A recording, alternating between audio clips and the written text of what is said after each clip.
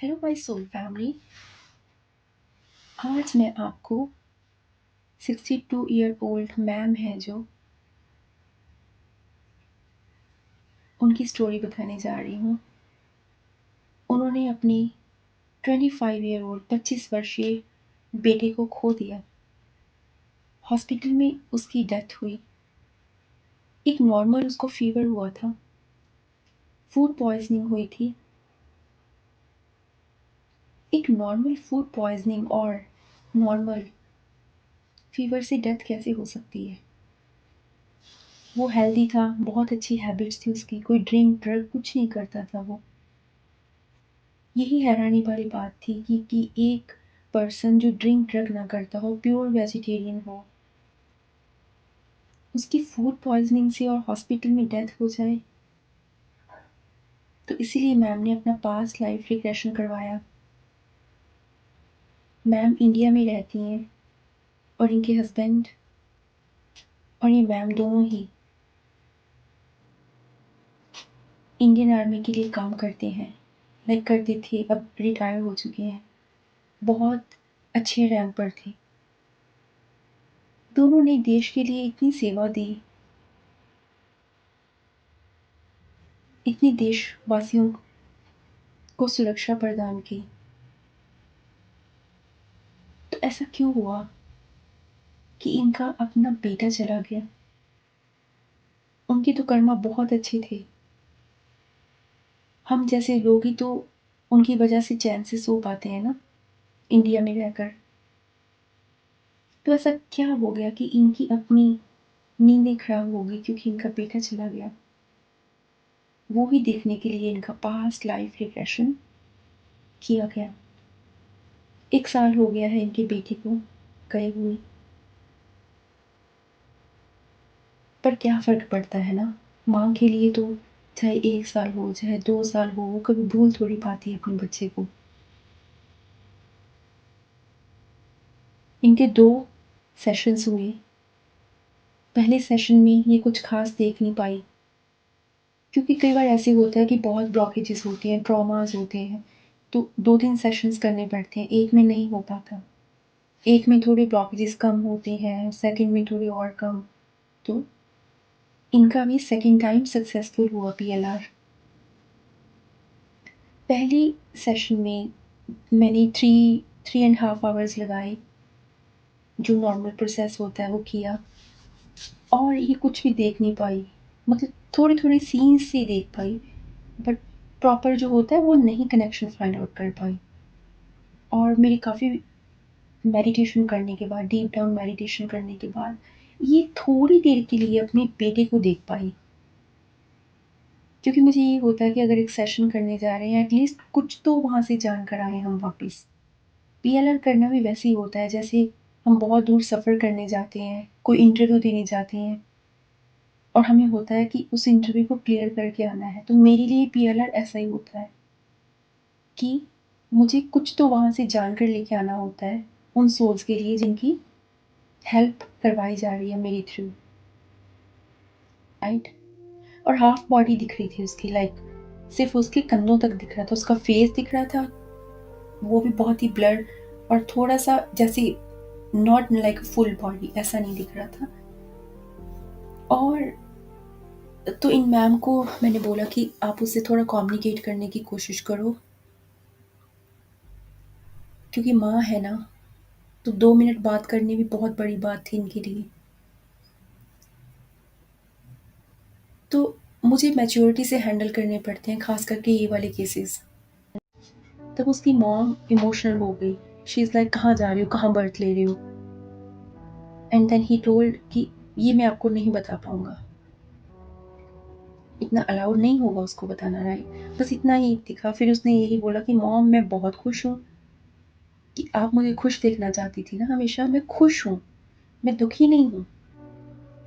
Body छोड़ना मतलब life का एंड नहीं होता। बॉडी छोड़ना मतलब नेक्स्ट जर्नी पे निकलना होता है। जब हम ट्रेन चेंज करते हैं तो हम एक नए डेस्टिनेशन पे निकलते हैं ना, सेम जैसे हम बॉडी चेंज करते हैं तो हम एक नई लाइफ में उतरते हैं। उसने सिर्फ एंड जब उसने ये बोला कि मैं खुश हूँ, आप बिल्कुल टेंशन मत लो, ठीक है ना? तब उसने ये भी बोला कि आप छोटे बच्चों को मदद करो और हेल्प करो। अब मुझे पढ़ाना चाहती थी ना, इंजीनियर बनाना चाहती थी, आईआईटी से इंजीनियरिंग करवाना चाहती थी ना, आप उन बच्चों की मदद करो, मेरे तक पहुँचेगी, ऐसे कुछ बोला उसने। बस इतना बोल के वो हैपीली चला गया फिर। मतलब ऐसे कुछ दिखा, दूर दूर दूर जाता, फिर छोटा सा एक बिंदु बन गया लाइट का, ऐसे कुछ दिखा उनको। अब देखिए ये कैसे पॉसिबल हुआ, ये सबके साथ इतनी जल्दी नहीं होती, ये चीज़ें तब होती हैं जब मैं भी हाई मेडिटेशन करूँ, और वो जो मैम है वो भी बहुत मेडिटेशन करती है, बहुत स्पिरिचुअल है वो। अब फर्स्ट पीएलआर में तो बस वो इतना देख पाई, अब जब उनका सेकंड पीएलआर हुआ तब उनका ये क्वेश्चन बन गया था कि इतनी जल्दी क्यों चला गया वो हॉस्पिटल में, क्यों उसकी डेथ हो गई इतनी जल्दी। तो मैम का पास्ट लाइफ रिग्रेशन किया गया, तो मैम ने देखा कि वो अपने इमीडिएट पास्ट लाइफ में, लाइक जो इससे पहले वाला जन्म था, उसमें एक नर्स है। नर्सिस का बहुत बड़ा कंट्रीब्यूशन होता है, बहुत लोगों की वो सेवा करती हैं, ट्रीटमेंट्स करती हैं, बट सारी एक जैसे नहीं होते लोग कहीं पर भी, चाहे नर्सिस हों, चाहे डॉक्टर्स हों, चाहे इंजीनियर्स हों। ये मैम जो है, इनको उस लाइफ में किसी ने ये बोला कि ये जो बच्चा है ना, इसको मार दो आप। किसी के बच्चा पैदा हुआ था, प्रॉपर्टी का कोई चक्कर था एक्चुअली, किसी के न्यू बॉर्न लड़का पैदा हुआ, और ये उस डिपार्टमेंट में थी जहाँ पे न्यू बॉर्न बेबी होते हैं ना, एज ए नर्स काम करती थी। और जो किसी के घर बेटा पैदा हुआ था, एक्चुअली बहुत रिच फैमिली थी, और कोई चाहता था कि उनके घर औलाद ना हो, बहुत मुश्किल से वो बेटा हुआ था। किसी का ये इंटेंशन था कि अगर उनके घर बच्चा ना हो तो हमारी है सारी प्रॉपर्टी, हमारे बच्चों की, ऐसा कुछ था केस। तो वो फैमिली जो थी, जो चाहती थी इनके बच्चा ना हो, उन्होंने इस नर्स को मतलब काफ़ी रिश्वत काइंड दी कि आप उस बच्चे को ख़त्म कर दो, हम आपको इतने पैसे दे देंगे, आपकी सारी उम्र सेटल हो जाएगी। तो ये एज ए नर्स ऐसा कर देती हैं, कुछ ऐसा करती हैं कि वो बच्चे की डेथ नेचुरल लगे, राइट। और उस बच्चे को मारने में ये नर्स होती है, जो ये मैम है 61 ईयर ओल्ड की, राइट। और इनके साथ एक और पर्सन इन्वॉल्व होता है, वो होता है डॉक्टर। जो डॉक्टर होता है ना मेन, एक मेल डॉक्टर होता है, वो भी इन्वॉल्व होता है। ये डॉक्टर और ये नर्स मिलके इस काम को अंजाम देते हैं कि उस छोटे बच्चे को मारना है। माय डियर सोल फैमिली, यहाँ तक नहीं थी ये स्टोरी। उसके बाद कुछ ऐसा भी होता है कि जो मदर होती है ना, जिसके न्यू बॉर्न बेबी हुआ होता है, जो वो मदर होती है, ये उसको भी मार देते हैं पैसों के चक्कर में। हालांकि डॉक्टर इसको दूसरा गॉड बोला जाता है, ऐसा बहुत क्रिटिकल सिचुएशन है ये, यकीन नहीं होता सुनकर ये बातें कई बारी। बट ग्रीड जो होता है ना, लालच, वो कोई ना तो कोई रुतबा देखता है, ना कोई जेंडर देखता है, ना कोई एज देखता है, राइट। तो वो डॉक्टर और ये नर्स दोनों इन्वॉल्व थे उस बच्चे को मारने में और उसकी मॉम को मारने में।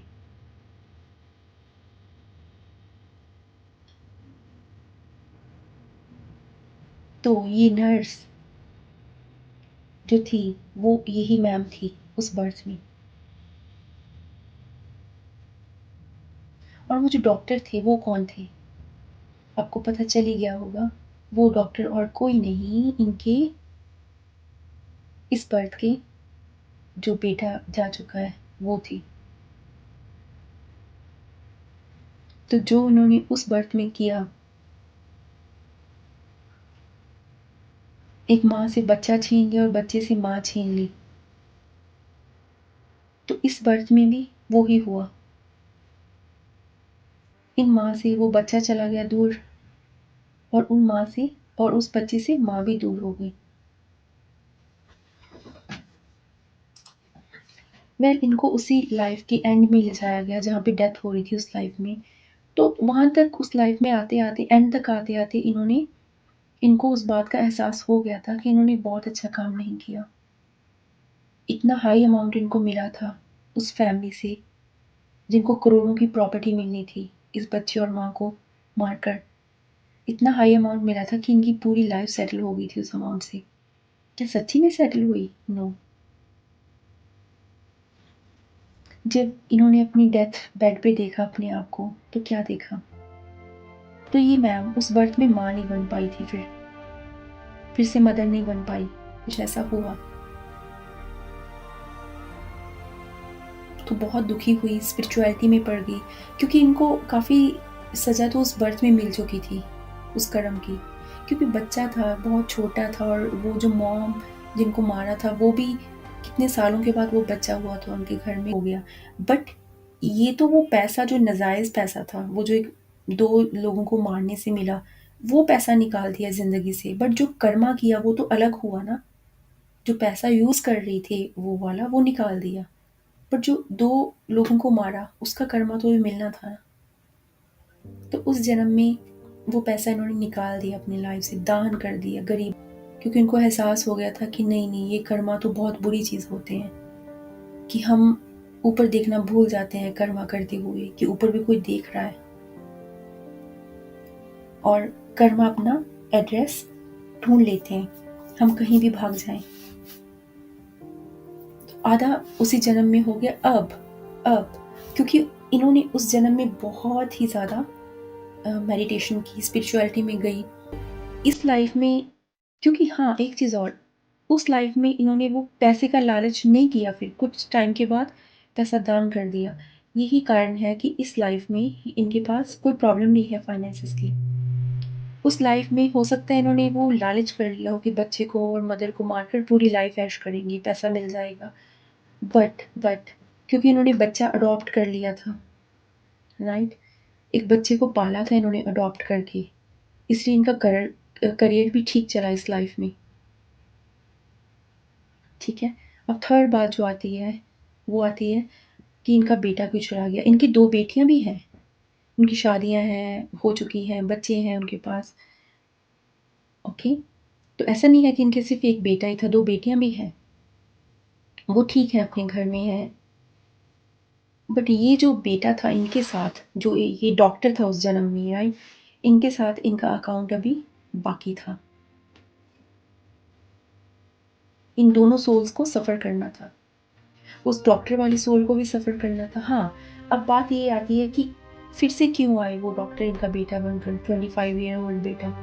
क्योंकि उस लाइफ में जब इनको पैसे मिले थे ना, तो उन्होंने वो जॉब, प्राइवेट जॉब थी इनकी, छोड़ दी थी। इनको लग रहा था बस पैसे तो मिल गए, घर ले लिया, अच्छा काफ़ी अच्छी अमाउंट मिली थी इनको पैसे की। तो उन्होंने घर ले लिया, वो जॉब छोड़ दी, और उन डॉक्टर के साथ इनका कट हो गया बिल्कुल। अब जो इन दोनों ने मिलके कर्मा क्रिएट किया था वो भी बैलेंस होना था ना। अब ये पता नहीं कि उन डॉक्टर की लाइफ में पहले क्या हुआ उस जन्म में, वो हम नहीं देख सकते ऐसे, राइट? बट एटलीस्ट इनकी लाइफ में क्या हुआ, कैसे इम्पैक्ट किया वो कर्मा को, और वो डॉक्टर और इनके बीच का जो अकाउंट था, इकट्ठे मिलके बैठ कर क्रिएट किया, वो अकाउंट बैलेंस होना था। इसीलिए इस बर्थ में वो ही डॉक्टर इनके चाइल्ड बनकर आए। वैसे ही जैसे आप बैड कर्मास पर कंट्रोल करोगे और स्पिरिचुअलिटी और अच्छी कर्मास करोगे, वैसे ही आपके वो बुरे कर्मा कम होते जाएंगे, जैसे फैट्स कम होता है एक्सरसाइज करके। तो यही है हमारी सोल फैमिली, ओवरऑल कर्मों का आईना। लगता है हमें देखकर कि उसके साथ ये हो गया, बेटा उसका जल्दी चला गया, या फिर उसके चाइल्ड ऐसे हो गया, बट हमें पता ही नहीं ये कुदरत कहाँ कहाँ से कैसे कैसे हमारे साथ हिसाब करती है। तो बस मैं फिर से यही कहूँगी कि ट्रस्ट रखिए उस यूनिवर्स पर। कई बार चीज़ें हमें अच्छी नहीं लगती, एक्सेप्ट नहीं कर पाते हम, हमें शिकायतें हो जाती हैं, शिकवे हो जाते हैं, बट अगर लाइफ की गहराई में जाया जाए तो जो भी हो रहा है, किसी न किसी कारण से ही हो रहा है। वो बोलते हैं ना कुछ लोग कि कुछ everything happens for a reason, तो वो ही ये बात है। आई होप कि आपको ये स्टोरी रिलेटिव लगी होगी। थैंक यू सो मच कि आप मेरी सारी वीडियोज़ वॉच करते हो। Thank you so much to my soul family.